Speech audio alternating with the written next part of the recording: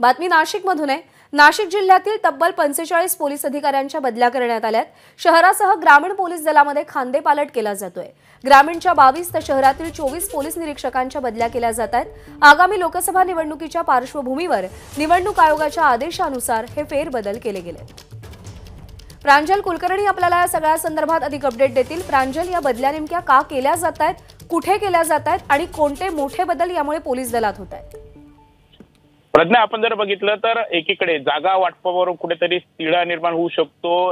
राजकीय पक्षांमध्ये खरं याबाबत चर्चाही सुरू आहेत, मित्रपक्षांशी चर्चाही केली जाते।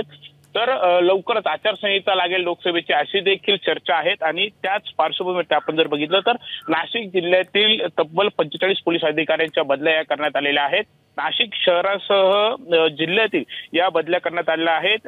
ग्रामीण दलातील 22 तर शहरातील 24 पोलीस निरीक्षकांच्या बदल्या या करण्यात आलेल्या आहेत। आपण जर बघितलं तर लोकसभा निवडणुकीच्या पार्श्वभूमीवरती यासोबतच पोलीस महासंचालकांच्या सूचनेनुसार या बदल्या ज्या आहेत त्या निवडणुकांच्या आधी केल्या जातात आणि त्याच पार्श्वभूमीवरती या बदल्या करण्यात आलेल्या आहेत। आपण बघितलं तर अनेक ग्रामीण दलातील पोलीस जे आहेत ते शहरात दाखल झालेले आहेत। यासोबतच अनेकांच्या साईड ब्रांचला देखील पोस्टिंग या करण्यात आलेल्या आहेत। त्यामुळे एकंदरीतच या बदल्या आता करण्यात आलेल्या आहेत। त्यामुळे आता लोकसभा निवडणुका या दूर नाहीयेत, लवकरच आचारसंहिता लागू शकते असं देखील आता बोललं तर यात वेगळं काही ठरणार नाही।